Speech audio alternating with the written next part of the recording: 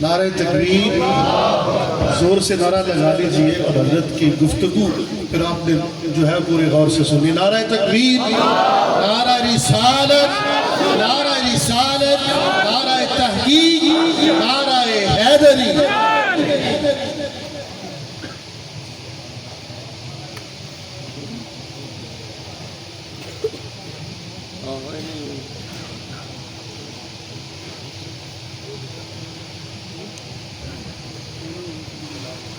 ورحمۃ اللہ وبرکاتہ۔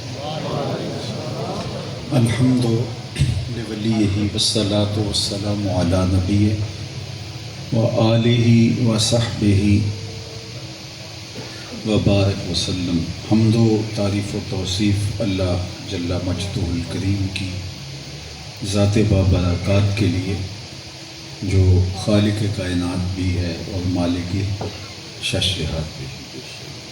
اللہ جل وعلا کی حمد و ثنا کے بعد رسول رحمت، شفیع معظم، نبی محتشم، حضور ختمی المرتبہ صلی اللہ علیہ وآلہ وسلم کے حضور ناز میں اپنی عقیدتوں، ارادتوں اور محبتوں کا خراج پیش کرنے کے بعد واجب الاحترام عالی مرتبت علماء کرام، سامعین و حاضرین، السلام علیکم ورحمۃ اللہ وبرکاتہ۔ جیسا کہ آپ سب کے علم میں ہے کہ ہمارے محترم جناب چودھری یاسین صاحب کے والد بزرگوار، ان کا سالانہ ختم پاک ہے، اور اس موقع پر حضور علیہ السلام کے تذکرہ دل نواز کی خوبصورت مجلس کا انعقاد ہے، اور نماز عصر کا وقت بہت قریب ہے۔ میں تھوڑے وقت میں کوشش کروں گا کہ چند باتیں آپ تک پہنچانے کی کوشش، اللہ میری زبان پر کلمۃ الحق جاری فرمائے۔ سب سے پہلے تو ہم مرحوم و مغفور جناب چودھری محمد حسین صاحب، ان کے لیے دعا گو ہیں کہ اللہ ان کو کروٹ کروٹ جنت کی بہاریں عطا فرمائے، ان کی قبر کو وسیع، کشادہ، منور، خشکودہ اور ٹھنڈا کرے، ان کے برزخی قوائف اپنے کرم سے درست فرمائے اور اپنی خاص عنایتیں اور کرم نوازیاں اللہ اس خاندان کا مقصود کرے۔ حضور کا ذکر ہمارے قلب اور روح کی تسکین کا سامان ہے، اور ہمیں خوشیاں نصیب ہوں تب بھی ذکر رسول سے ان کو دوبالا کرتے ہیں، صدمات پہنچیں تو ذکر رسول سے ہم ان غموں کو غلط کرنے کا سلیقہ سیکھتے ہیں، کیونکہ آقا کریم علیہ السلام کا ذکر خیر ہمارے قلب اور روح کی تسکین کا اور باطن کے قرار کا سبب اور ذریعہ ہے۔ دکھ ہوں تو مٹ جاتے ہیں، خوشیاں ہوں تو دوبالا ہوتی ہیں۔ اور آقا کریم علیہ السلام کے ذکر کے لیے ہمیں مامور کیا گیا ہے، یہ محض ایک اختیاری ہی مضمون نہیں کہ بس آپ کے جی میں آئے تو آپ ذکر رسول کا چراغ روشن کر کے بیٹھ جائیں، اور اگر آپ اس کو ترک کرنا چاہیں تو یہ بھی کر سکتے ہیں۔ حضور علیہ السلام کا ذکر کرنا اور آقا کریم علیہ السلام کی عظمتوں کا بیان، الصارم المسلول کے اندر ابن تیمیہ نے لکھا ہے کہ امت پر عائد ہونے والا ایک ایسا فریضہ ہے جس میں کوتاہی کا ارتکاب نہیں کیا جا سکتا، اور امت کے کندھوں پہ یہ ذمہ داری عائد کی گئی ہے کہ وہ حضور کی مدح کا قیام کرے، کیونکہ حضور کی مدح کا قیام دین کا قیام ہے۔ بالخصوص آج کی تاریخ میں جب ہم دیکھتے ہیں کہ دنیا کفر بانی اسلام حضور ختمی المرتبت صلی اللہ علیہ وآلہ وسلم کی اہانت کرتی ہے، اسلام کو نقصان پہنچانے کے لیے حضور کی اہانت وہ اس بات کو سمجھتے ہیں، تو پھر اسلام کی تقویت کے لیے حضور کی مدح کا قیام یہ اس کا جواب ہے۔ تو اس لیے ہمیں، اگرچہ یہ میرے اور آپ کے بس کا روگ نہیں ہے، حضرت شاہ ولی اللہ محدث دہلوی علیہ رحمہ فرماتے ہیں آپ کے مادح کی آخری حد عجز ہے۔ اگر کوئی شخص حضور کی مدح کرنے بیٹھے تو وہ جتنا بھی زور بیان رکھتا ہو، علم کا سمندر ہو، بیان و گفتگو کا امام اور مقتدا ہو، لیکن بالآخر وہ عجز کا اظہار کرے گا کہ یہ میری پہنچ سے بہت اونچا ہے۔ لا یمکن الثناء کما کان حقہ بعد از خدا بزرگ توئی قصہ مختصر۔ ابن الحاج نے لکھا ہے کہ فضائل مدینہ کا حصر نہیں، یعنی وہ جگہ جہاں حضور کے قدم لگے ہیں، وہ مٹی، اگر کوئی اس شہر نور کی تربت انور کو بیان کرنے بیٹھ جائے تو زندگی بیت جائے۔ جہاں قدمین لگے ہیں اس خاک کی عظمتوں کو بیان کرنا کسی کے بس کا روگ نہیں ہے، یا جس کے قدموں سے لپٹنے والی خاک کو، اس کی عظمتوں کو بیان کرنا کسی بشر کے بس کا روگ نہیں ہے، اس آقا کریم کی عظمتوں کو کون بیان کر سکتا؟ اسی کی ظہوری نال ساڈا کی بیان ہے، وہ دیاں تے صفتاں دا نات خاں قرآن ہے، صورتاں سپارے رنگ نبی دے جمال دا، لب کے لے آواں کتوں سونا تیرے دا۔ لیکن یہ ہماری تسکین طبع بھی ہے اور قرار جان بھی، اور ہم بس اپنے حصے کا کام کرتے ہیں، اور اس کے لیے نظم ہو یا نثر ہو۔ اور حضور علیہ السلام کی مدح کا ایک خوبصورت رنگ اور آہنگ درود طیب پاک ہے۔ درود شریف جو حضور علیہ السلام پر پڑھنے کی ہمیں تلقین کی گئی ہے، یہ بھی حضور کی ثنا کا ایک رنگ ہے۔ حضرت ابو العالیہ رضی اللہ تعالیٰ عنہ کتاب التفسیر بخاری میں فرماتے ہیں کہ جو درود ہے ثنا یہ اللہ کا فرشتوں میں حضور کا ثنا کرنا ہے، حضور کی مدح بیان فرمانا ہے۔ اور اللہ کے محبوب علیہ السلام نے اپنی مدح کو خود بیان فرمایا، حالانکہ یہ مجھے اختیار نہیں ہے کہ میں اپنی تعریفات خود بیان کرنے لگ جاؤں، اپنی خوبیوں کو آپ کے سامنے رکھنے لگ جاؤں۔ اور اگر ایسا کروں گا باوجود اس کے کہ آپ مجھ سے بہت محبت کرتے ہیں، لیکن آپ کے ماتھے پہ شکنیں ابھر آئیں گی کہ ہم آپ کی مدح و ستائش سننے کے لیے اسفار کر کے یہاں نہیں پہنچے، اور آپ کو اچھا نہیں لگے گا۔ لیکن حضور کی مدح کا قیام اور حضور کی مدح چونکہ عین دین ہے، اس لیے حضور کی مدح میرے رب نے رب ہو کے بیان کی ہے، اور اللہ کے محبوب نے خود اپنی مدح بیان کی، اور اپنی مدح کو حضور علیہ السلام نے خود صحابہ کی زبان سے سنا۔ ایک دفعہ ایسا ہوا کہ بارش نہیں ہو رہی تھی، تو صحابہ حضور کی خدمت میں حاضر ہوئے مسجد نبوی میں، بلکہ جمعۃ المبارک کے خطبے کے لیے حضور ممبر پر بیٹھے تو ایک صاحب اٹھ کے کھڑے ہوئے کہ ہمارے مال مویشی ڈنگر ہلاک ہو گئے۔ فرمایا کیا ہوا؟ کہا بارش ہی نہیں ہو رہی۔ تو جب بارش نہیں ہوگی تو سبزہ نہیں ہوگا۔ ہمارے ہاں تو یہ جو زمینیں ہیں زرخیز ہیں، اور نہری پانی بھی دستیاب ہے، اور نیچے سے کنوؤں کے ذریعے یا ٹیوب ویل کے ذریعے بھی ہم اس کو حاصل کر پاتے ہیں، اور بارشیں بھی کثرت سے ہوتی ہیں۔ لیکن جو بارانی علاقے ہیں وہاں انحصاری بارش پہ ہوتا ہے، اور بارش نہیں ہوگی تو چارہ تک نہیں ہوگا جس سے جانور اپنا پیٹ بھر سکے۔ تو کہا ہم ہلاک ہو گئے۔ تو آقا کریم علیہ السلام نے ہاتھ اٹھائے اور دعا فرمائی بارش کے لیے۔ تو صحابی جو روایت کرتے ہیں وہ کہتے ہیں میں مسجد نبوی کے صحن میں بیٹھا تھا، اور آسمان پر بادل کا ایک ٹکڑا بھی نہیں تھا۔ ایک جانب سے ایک چھوٹا سا ٹکڑا مدینہ المنورہ کے آسمان کے اوپر طلوع ہوا، اور وہ پورے مدینے پہ چھا گیا، اور بارش برسنے لگی۔ اللہ اکبر! حتیٰ کہ وہ کھجوروں کے پتوں کی چادر ٹپکنے لگی، اور قطرے ٹپک کے حضور علیہ السلام کے سر انور سے، حضور کی مبارک داڑھی سے حضور کی آغوش میں گرنے لگے۔ اللہ اکبر! خیر بارش ہوتی رہی، حضور تشریف لے گئے۔ جب دوسرا جمعہ آیا تو راوی کہتا ہے مجھے شک ہے کہ وہ وہی شخص تھا یا کوئی اور تھا۔ تو حضور منبر پہ جلوہ گر ہوئے تو وہ کھڑا ہوا اور کہا حضور ہم ہلاک ہو گئے۔ فرمایا اب کیا ہوا؟ کہا اتنی بارش ہو رہی ہے کہ ہمارے گھر ڈوبنے لگے۔ تو آقا کریم نے ایسے اپنی انگشت مبارک کو ایسے جنبش میں گھمایا دائرے میں، فرمایا اللہم حوا علینا ولا علینا، اللہ بارش کو ادھر ادھر کر دے۔ تو کہا کہ مدینہ المنورہ کے اوپر ایک قطرہ بھی نہیں گر رہا تھا، لیکن اطراف میں بارش برس گئی۔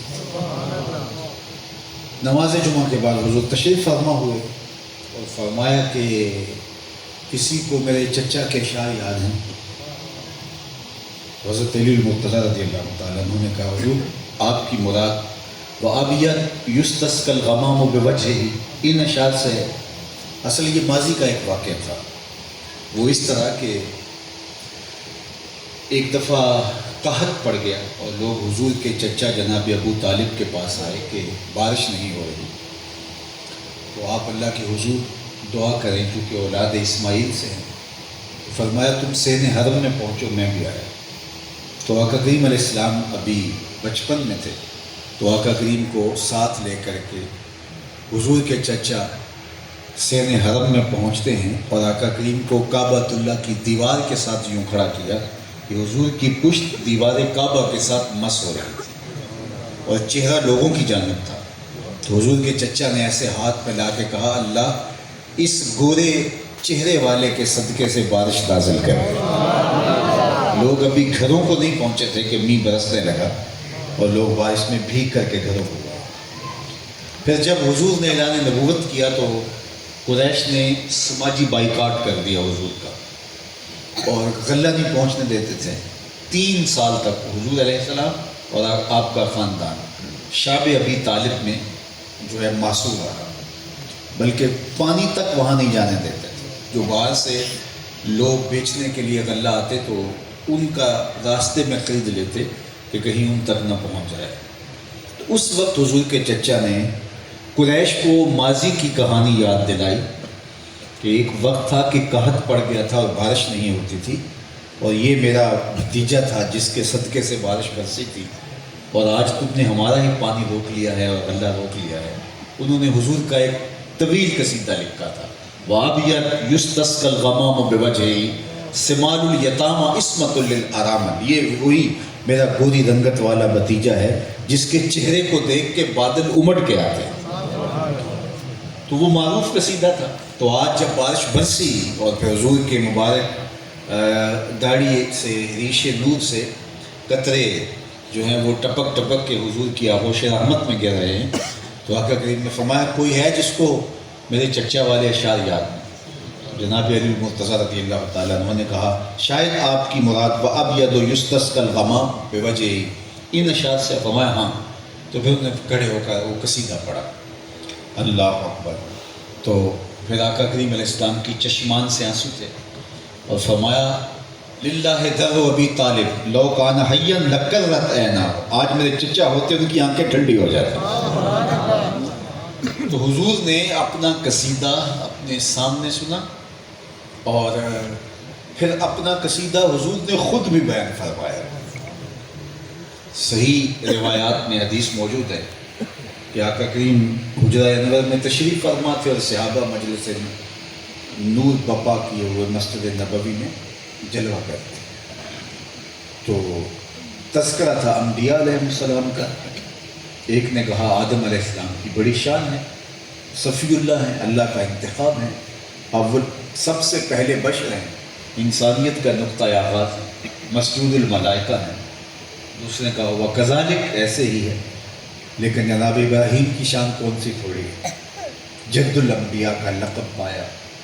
اللہ اکبر، کیسا اعزاز تھا جناب ابراہیم علیہ السلام کا۔ ان کے ایک فرزند حضرت اسحاق علیہ السلام بیت المقدس کے امام تھے اور خطیب تھے، اور دوسرے فرزند حضرت اسماعیل علیہ السلام کعبۃ اللہ کے خطیب اور امام تھے۔ دونوں پیغمبر بھی ہیں اور اللہ کے دونوں گھر، ایک قبلہ اول کا امام ہے اور ایک کعبۃ اللہ کا امام ہے۔ اللہ اکبر، ذرا کوئی ایسا خوش بخت باپ ڈھونڈو تو صحیح، آپ کو نہیں ملے گا کہ جس کا ایک فرزند پیغمبر بھی ہے اور مسجد اقصی کا امام ہے، اور دوسرا فرزند پیغمبر بھی ہے اور مسجد حرام کا امام ہے۔ بڑی شان ہے، ابو البشر جد الانبیاء ہے، اور اللہ کی رضا کے لیے بیٹے کی گردن پہ چھری رکھ دیتے ہیں، بے خطر نار نمرود میں آگ چھلانگ لگا دیتے ہیں، اور اللہ کے حکم کی تعمیل میں، امتثال امر میں ان کی جو قربانیاں اور امتحانات میں سرخرویاں ہیں وہ ایک الگ بات ہے۔ تو کہا بالکل درست کہا، لیکن شان حضرت موسیٰ علیہ السلام کی کون سی تھوڑی، سر طور خدا سے ہم کلام ہونے والا اللہ کا پیغمبر حضرت موسیٰ علیہ السلام، اللہ سے ہم کلامی کا شرف پانے والا رسول، اور اللہ نے ان کو یہ اعزازات دیے ہیں، ان کو یہ شانیں دی ہیں کہ ہاتھ میں عصا ہے، کبھی لاٹھی کا کام دیتا ہے وہ عصا، کبھی وہ پھینکتے ہیں تو اژدہا بن جاتا ہے اور سانپوں رسیوں کو نگل لیتا ہے، اور کبھی رات کو روشنی دینے لگتا ہے۔ کیا اعزاز ہے، ید بیضا رکھتے ہیں، کیا شان اللہ نے ان کو عطا فرمائی ہے۔ کہا کہ بالکل درست کہا، لیکن شان حضرت عیسیٰ علیہ السلام کی کون سی تھوڑی ہے کہ اللہ نے ان کو بن باپ کے پیدا کیا اور ان کو یہ اعزاز بخشا کہ وہ کسی کوڑی کے جسم پہ ہاتھ پھیرے تو اسے شفا ہو جائے، نابینا کی آنکھوں پہ انگلیاں رکھیں تو نور اتر آئے، اور مردے کو ٹھوکر مارے وہ اٹھ کے باتیں کرنے لگ جائے۔ ایک نے کہا واہ بالکل ایسے ہی ہے۔ اچھا، اب یہاں تک تو بات پہنچ گئی تھی، تو ظاہر ہے صحابہ نے آگے بات تو میرے حضور علیہ السلام کی ہی کرنی تھی۔ ہر راہ پہنچتی ہے تیری چاہ کے در پہ، ہر حرف تمنا تیرے قدموں کی صدا ہے۔ اب بات یہاں تک پہنچی تھی کہ حضور خود تشریف لے آئے، اللہ اکبر، اور صحابہ سے فرمایا کہ تم جو کلام کر رہے تھے، قد سمیتو کلامکم وعجبکم، تمہارا خوشی سے تعجب کرنا اور تمہاری گفتگو میں نے سماعت کی ہے۔ تو تم نے جو کہا بالکل درست کہا. تم نے کہا آدم کی یہ شان ہے، ہوا کذالک، بالکل ایسے، ہوا صفی اللہ، وہ اللہ کے منتخب ہیں. تم نے کہا حضرت نوح علیہ السلام کی بڑی شان ہے، نجی اللہ. تم نے کہا کہ حضرت عیسیٰ کی بہت شان ہے، کلمۃ اللہ و روح. تم نے کہا کہ حضرت ابراہیم کی بڑی شان ہے، ہوا خلیل اللہ. تم نے انبیاء کا ذکر کیا لیکن فرمایا الا وانا حبیب اللہ، سن لو میں اللہ کا حبیب. لواء الحمد بیدی یوم القیامہ، حمد کا جھنڈا قیامت کے دن میرے ہاتھوں میں ہوگا. اور یہ جن تم نبیوں کا ذکر کر رہے ہو یہ سارے میرے جھنڈے کے سائے تلے کھڑے ہو. ولا فخر، اور لیکن میں اس پہ فخر نہیں کرتا. اللہ اکبر. پھر فرمایا کہ سب سے پہلے میری قبر کو کشادہ کیا جائے گا اور سب سے پہلے جنت کا دروازہ میں کھولوں گا اور جنت میں داخل ہوں گا اور پھر اس کے بعد یہ لوگ داخل ہوں گے. اور فرمایا انا اکرم الاولین والآخرین، میں جو گزر گئے ہیں ان میں بھی افضل ہوں، جو آنے والے ہیں ان میں سے بھی افضل و اکرم ہوں. ولا فخر، اور اس پر میں فخر نہیں کرتا. اللہ اکبر. تو یہ حضور علیہ السلام نے اپنی عظمتوں کا بیان خود اپنی زبان سے ارشاد فرمایا. تو حضور معمول تھے اس پر کہ اپنی عظمتوں کا بیان ارشاد فرمائیں. تو یہ باقاعدہ ایک عمل ہے جو اختیاری مضمون نہیں ہے بلکہ حضور کی مدح کا قیام دین کا قیام ہے. اگرچہ ممکن نہیں ہے. حضرت عمر بن عاص رضی اللہ تعالی عنہ فرماتے ہیں کہ لو سئلت ان اصفہ لم اطق، اگر کوئی مجھے کہے، میں نے حضور کو اپنی آنکھوں سے دیکھا ہے لیکن حضور کے وصف بیان کرنے کے لیے اگر مجھے کہے کہ بیان کرو تو میں کہوں گا کہ میں کرتا تو ہوں لیکن میرے میں طاقت نہیں ہے کہ حضور کے وصف کو بیان کیا. یعنی یہ وہ ہیں جنہوں نے شب و روز ان کی قربت میں گزارے لیکن ان کی زندگی مدح سرائی میں گزری. اور میں اور آپ بھی خوش نصیب ہیں کہ ہم حضور علیہ السلام کی مدح و ستائش اپنی زندگی کا وظیفہ رکھتے ہیں اور اس میں ہمیں باطنی قرار اور تسکین نصیب ہوتی ہے. اور علماء نے لکھا ہے یہ جو ہم محفل میلاد کرتے ہیں کہ جس جگہ حضور کا ذکر ہو پورا سال وہاں رحمتیں اترتی رہتی ہیں. کتنی مصیبتیں، بیماریاں جو اس جگہ کا رخ کر چکی ہوتی ہیں، ابتلائیں اور آزمائشیں، کلیات ارضیہ و سماویہ جو وہاں رخ کر چکی ہوتی ہیں، حضور کے میلاد کے صدقے سے اپنا راستہ تبدیل کرتے ہیں. یہ حضور کے ذکر کی برکتیں.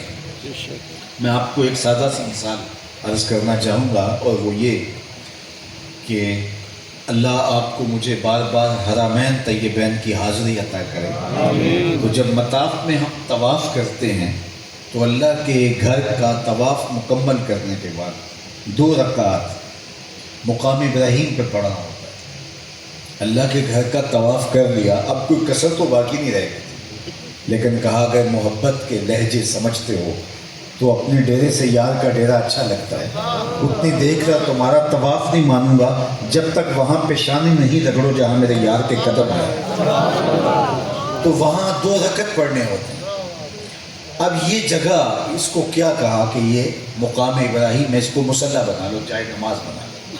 واتخذوا من مقام ابراہیم مصلی. اچھا، یہ جگہ عزتوں کا ظرف قرار پائی، وقار کی علامت قرار پائی، عزت کا نشان بنی. کیا خوبی ہے یہاں حضرت ابراہیم علیہ السلام کے قدم. میں آپ سے پوچھتا ہوں کہ حضرت ابراہیم علیہ السلام کے قدم صرف اسی پتھر پہ لگے یا زندگی میں کسی اور جگہ پہ بھی لگے؟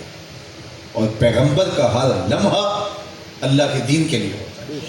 مختلف پتھروں پہ، چٹانوں پہ اور مختلف زرخیز زمینوں پہ، پہاڑوں پہ، ریگزاروں میں جگہ جگہ آپ کے قدم لگے ہیں، لیکن کسی اور جگہ کو یوں محفوظ نہیں کیا گیا اور یوں اس کو مقام ابراہیم نہیں قرار دیا گیا.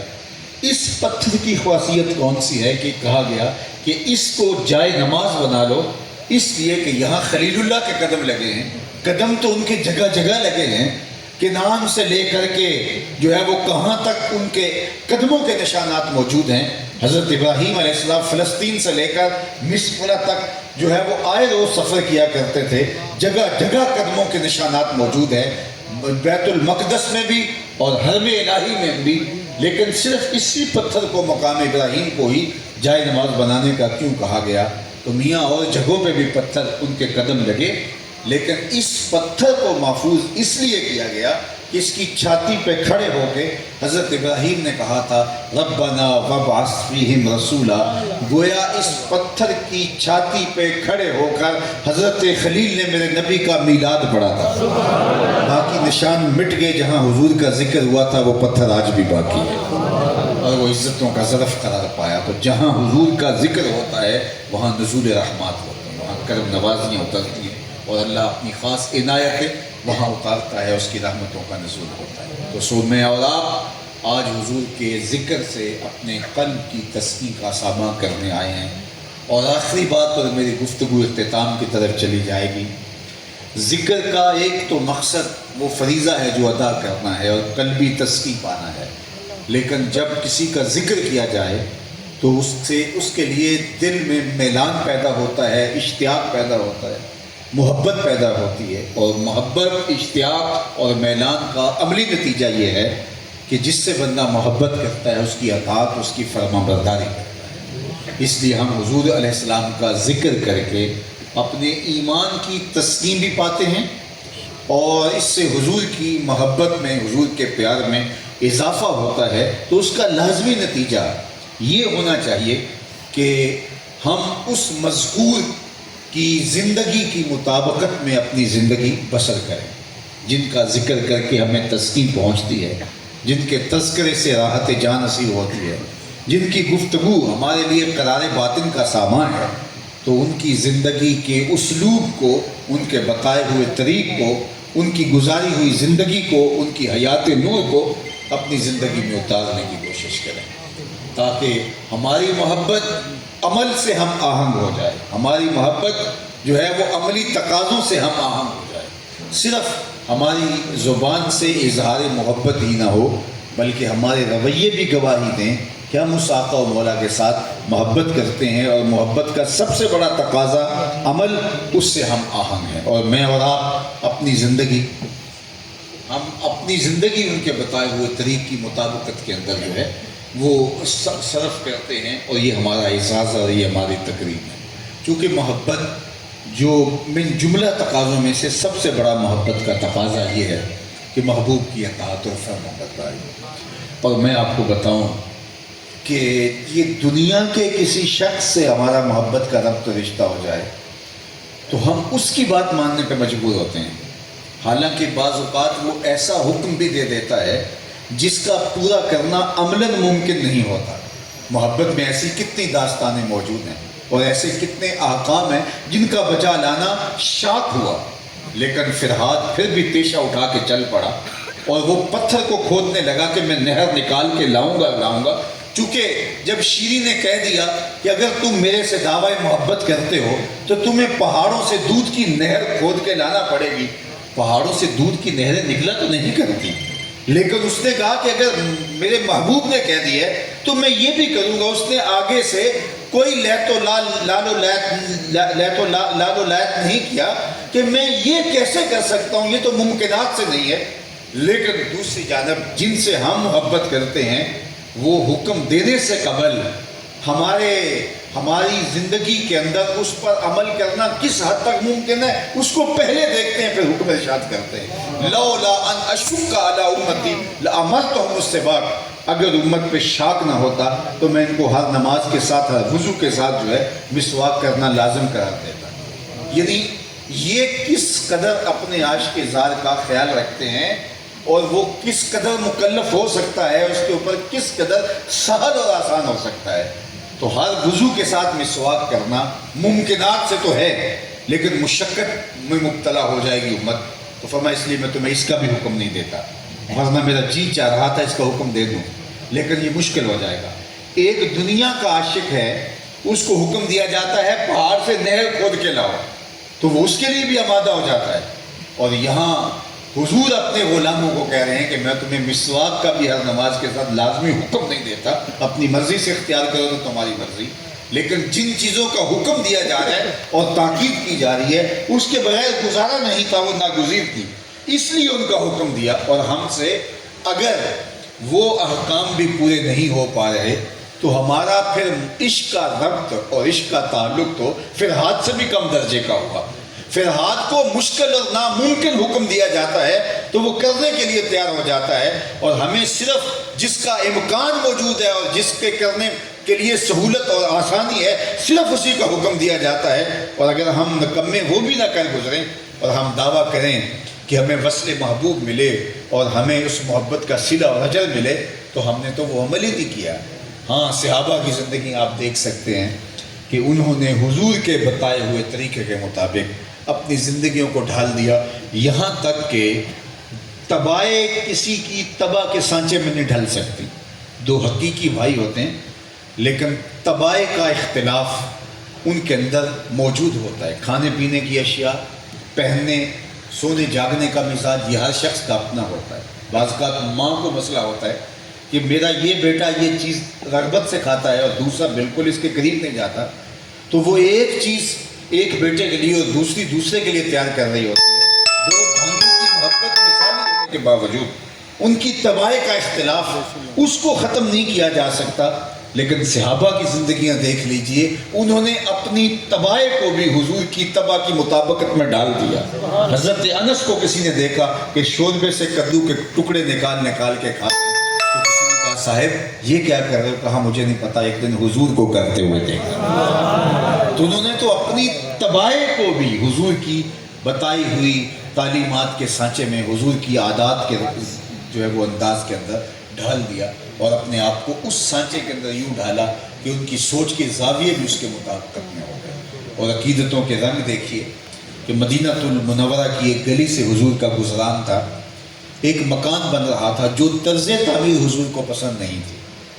تو آقا کریم علیہ السلام نے رک کے پوچھا یہ کس کا مکان ہے؟ تو لوگوں نے بتایا فلاں انصاری کا ہے۔ تو آقا کریم علیہ السلام نے کچھ نہیں کہا، گزر گئے۔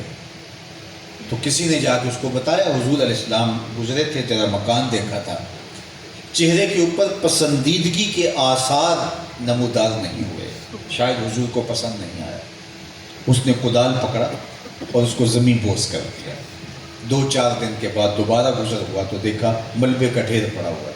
تو اس انصاری صحابی کو بلایا، کہا میں گزرا تھا، تیرا مکان دیکھا تھا، یہ ملبے کا ڈھیر دیکھ رہا ہوں۔ کہا حضور میں نے گرا دیا۔ اور میں کیوں؟ عرض کی سنا تھا آپ کو پسند نہیں، سنا تھا آپ کو پسند۔ میں اور آپ دیکھیں ہمارا کیا کیا حضور کو پسند ہے، سر سے لے کر پاؤں تک، عقیقے سے لے کر ولیمے تک، زندگی کے ہر گوشے کا جائزہ لیں کہ ہمارا کیا کیا، ہمارے کاروبار، ہمارے رویے، ہماری دوستیاں، ہمارا انداز حیات، طرز معاشرت، سیاست، سب کچھ دیکھیں ہمارا کیا کیا حضور کو پسند ہے۔ محمد دی زیارت، محمد دے رنگ وچ، ان کے بتائے ہوئے طریق کے مطابق زندگی کو ڈھالنا ہے، پھر محبت کا فیضان نصیب۔ ایک صاحب آئے اور انہوں نے حضور کو سلام عرض کیا تو آقا نے رخ پھیر دیا۔ وہ سمجھے اتفاقاً ہو گیا۔ رش میں ہمارے ساتھ بھی ایسا ہو جاتا ہے کہ بعض کا کوئی ادھر سے پکارا ہوتا ہے، کوئی ادھر سے، تو یہ اتفاقات ہو جاتے ہیں۔ وہ سمجھا شاید ایسا ہوا تو اس نے ادھر سے جا کے حضور کو سلام کیا جدھر حضور نے رخ کیا، تو حضور نے پھر رخ پھیر لیا۔ اب وہ سمجھ گیا کہ آقا کریم علیہ السلام مجھ سے ناراض ہیں، لیکن اس کو یہ معلوم نہیں تھا کہ ناراضگی کی وجہ کیا ہے۔ ہمیں اگر معلوم نہ ہو کہ ہمارے بڑے بزرگ استاد والد ناراض ہیں اور ہمیں ناراضگی کی وجہ معلوم نہ ہو تو ہم خود ناراض ہو جاتے ہیں۔ لیکن وہ پوچھتا پھرتا ہے صحابہ سے کہ حضور مجھ سے ناراض ہیں، لیکن مجھے سمجھ نہیں آ رہی کہ ناراضگی کا سبب کیا ہے، کیونکہ وہ ایک طویل عرصے کے بعد سفر سے واپس آئے تھے۔ تو انہوں نے غور کیا اور کہا یہ جو تو نے سونے کی انگوٹھی پہن رکھی ہے اس سے شاید حضور ناراض ہو، کیونکہ آقا کریم نے سونا، چاندی، ریشم یہ مردوں کے لیے حرام کر رکھا ہے اور اس کو آتش دوزخ کا انگارہ قرار دیا ہے، تو شاید حضور کی ناراضگی کا سبب یہ۔ تو وہ آگے بڑھا اور یوں انگوٹھی اتار کے جو سونے کی پہن رکھی تھی حضور کو پیش کرتے ہوئے کہا حضور اس وجہ سے ناراض ہیں یہ رہی۔ تو آقا کریم نے اس کو پکڑ کے یوں پھینک دیا، ناراضگی کی وجہ یہی تھی۔ بیٹھ گیا، مجلس چلتی رہی، گفتگو ہوتی رہی۔ جب مجلس اختتام کو پہنچی، لوگ واپس پلٹنے لگے تو یہ بھی واپس چلا، تو کسی نے اشارہ دیا وہ انگوٹھی تو اٹھا لو۔ تم تو نہیں پہن سکتے، شرعاً تمہارے لیے جائز نہیں، لیکن تمہاری بیوی تو پہن سکتی ہے، تو اس کو بھر کے اٹھا لو، ہے تو تمہاری۔ تو صحابی نے جو جواب دیا سنیے، اس نے کہا واللہ لا آخذہ وقد طرحہ رسول اللہ صلی اللہ علیہ وسلم، کہا اللہ کی قسم اس انگوٹھی کو کبھی نہیں اٹھاؤں گا جس کو میرے حضور نے پھینک دیا، پڑی رہے نہیں اٹھاؤں گا۔ میں اور آپ اپنی زندگی پہ غور کریں، ہم کوئی ایسی عادت تو نہیں اٹھائے پھر رہے جس کو حضور نے پھینک دیا، کوئی ایسا رویہ تو نہیں اٹھائے پھر رہے جس کو حضور نے پھینک دیا ہو، کوئی ایسی دوستی تو نہیں اٹھائے پھر رہے جس کو حضور علیہ السلام نے پھینک دیا ہو، کوئی ایسا کاروبار تو نہیں اٹھائے پھر رہے، کوئی ایسا طرز زندگی، کوئی ایسا انداز معاشرت تو نہیں اٹھائے پھر رہے جس کو حضور علیہ السلام نے پھینک دیا ہو۔ سر سے لے کر پاؤں تک، عقیقے سے لے کر ولیمے تک، نجی زندگی سے لے کے سیاسی طرز حیات تک، میں اور آپ اپنا جائزہ لیں، بھرپور جائزہ لیں، چونکہ اسلام کوئی زبان پر کرنے والا دین نہیں ہے، اسلام ہمارے قلب پہ، ہمارے قالب پہ، ہمارے جسموں پہ، ہماری روحوں پہ، ہمارے رویوں پہ نافذ ہونے والا دین۔ ہم نے سمجھا کہ اسلام ہماری زبان پہ نازل ہوا ہے، اور ہم یہاں سے کہہ دیں ہم مسلمان ہیں، زبان سے کہہ دیں عاشق رسول ہیں، زبان سے کہہ دیں ہمارے جیسا زمانے میں کوئی نہیں، تو یہ زبان کی نوک پر اترنے والا دین نہیں ہے، یہ روح کی اتھاہ گہرائیوں تک اترنے والا دین ہے۔ ہمارے رویے، ہمارے کنائے، ہمارے اشارے، طرز زندگی، انداز معاشرت، ہمارے سوچنے سمجھنے کا انداز ایسا ہو کہ میرے استاد فرمایا کرتے تھے یہ نہ ہو کہ لوگ تمہیں پوچھے تم کون ہوتے ہو اور تمہیں بتانا پڑے صاحب مسلمان ہوتے ہیں۔ یہ دیکھو مذہب کے خانے میں اسلام لکھا ہے، آپ فرمایا کرتے تھے نہ کسی کو پوچھنے کی نوبت آئے اور نہ تمہیں بتانے کی ضرورت۔ تمہارا طرز زندگی، انداز معاشرت، رویے ایسے ہونے چاہیے تم دور سے چلے آ رہے ہو، لوگ کہیں وہ دیکھو حضور کا غلام آ۔ میں اگر عاشق رسول کا ٹائٹل رکھتا ہوں تو یہ صرف یہاں بیج لگانے سے نہیں ہوگا، میں اگر دودھ دہی بھی بیچتا ہوں تو لوگوں کو یقین ہونا چاہیے کہ یہاں سے پانی ملا دودھ نہیں مل سکتا، اس لیے کہ یہ حضور کا عاشق ہے۔ جب یہ ٹائٹل میرے ساتھ جڑ گیا ہے تو میں کس طرح ملاوٹ کر سکتا ہوں، میں کس طرح دو نمبری کر سکتا ہوں؟ میرے ساتھ رشتہ داری کرنے والے کو 100% یقین ہونا چاہیے کہ یہ شخص ایسا نہیں ہے کہ اس کے گھر کے اندر ہماری بیٹی ذلت کے ساتھ رہے گی، اس لیے کہ یہ تو اپنے آپ کو عاشق رسول بتا رہا ہے۔ لیکن اگر میرے یہاں بہت بڑا بیچ لگا ہے اور زبان کی نوک پر جو ہے وہ اس طرح کے الفاظ پھوٹتے ہیں کہ میرے جیسا زمانے میں کوئی نہیں، لیکن رویہ میرا اس کے برعکس ہے، تو میاں یہ منافقت میں آپ کے ساتھ کر سکتا ہوں، آپ میرے ساتھ کر سکتے ہیں، لیکن جس محبوب کے ساتھ ہم دعوی عشق رکھتے ہیں، اقبال نے کہا تھا کہ چشم تو بھی نندائے ما فی الصدور، تیری نظر تو سینوں کے چھپے راز بھی جانتی۔ ہم ان کی نگاہوں کے اندر جو ہے وہ اپنے آپ کو اچھا ثابت نہیں کر سکتے، الا یہ کہ ہم اپنے آپ کو عملاً اچھا بنا لیں اور اپنے رویے کو اتنا خوبصورت بنا لیں۔ 5 گانا نماز اگر ہماری زندگی میں داخل ہی نہیں ہوئی اور ہم سمجھتے ہیں کہ ہمارے جیسا عاشق رسول ہی کوئی نہیں ہے، تو میاں یہ جھوٹ بول رہے ہیں۔ اللہ کے محبوب نے فرمایا جعلت قرۃ عینی فی الصلاۃ، میری آنکھوں کی ٹھنڈک نماز میں رکھی۔ تو حضور سے عشق کرنے والا کیسے ممکن ہے کہ وہ نماز ترک کر دے؟ محبوب تو آدھی زبان سے کہے اپنے محب کو کہ پہاڑوں سے نہر کھود کے لاؤ تو پھر ہاتھ پیشہ اٹھا کے چل پڑتا ہے، اور قرآن و حدیث میں 1 2 4 10 مرتبہ نہیں 750 مرتبہ نماز کا حکم دیا گیا ہے، مختلف صیغوں سے، کبھی حکایتاً کبھی صیغہ عمل کے ساتھ 750 مرتبہ نماز کی تاکید موجود ہے۔ اور اتنی بار محبوب گئے اور ہم صرف 5 سے 7% نماز پڑھتے ہوں، نمازیوں کی تعداد معاشرے میں 5-7% ہو اور عاشقوں کی تعداد 100% ہو، میاں عاشق تو بہت اوپر کی بات ہے، محبت سے بھی اوپر کی بات عاشق ہے۔ عاشق کوئی محض دعویٰ نہیں ہے، یہ تو عملی دلیل ہے۔ وہ ہمارے استاد پڑھا کرتے تھے کہ عاشق ہر کوئی آندہ، پر عاشق بندہ مر کے، زہر پیالہ کوئی نہیں پیندا، پر عاشق پیندا پر کے۔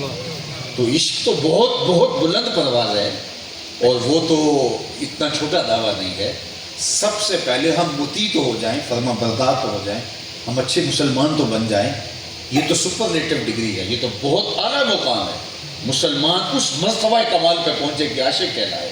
اللہ اکبر. عاشق دیکھنا تو بلال حبشی کو دیکھو, عاشق دیکھنا تو وہ ویسے کرنی کو دیکھو, عاشق دیکھنا تو ابو بکر و عمر کو دیکھو, عثمان و علی کو دیکھو, عاشق دیکھنا تو ملا جامی کو دیکھو. تو عشق تو بہت اونچی اڑان ہے, بہت بلند پرواز ہے. ہم ایک سادہ مسلمان بھی نہیں بن سکے, بلکہ میں اگر کہوں تو شاک نہ ہو, ہم ایک اچھے انسان بھی نہیں بن سکے. ہمارے رویے, ہماری زبان سے پھوٹتے ہوئے شرارے, دلوں کے اندر بھرے ہوئے بغض, نفرت اور کینے, اور ہمارے اندر جو کچھ رکھا ہوا ہے, ہم تو ایک اچھے انسان بھی نہیں ہیں. اور مسلمان کا درجہ اس سے اوپر ہے اور عاشق سب سے اوپر ہے.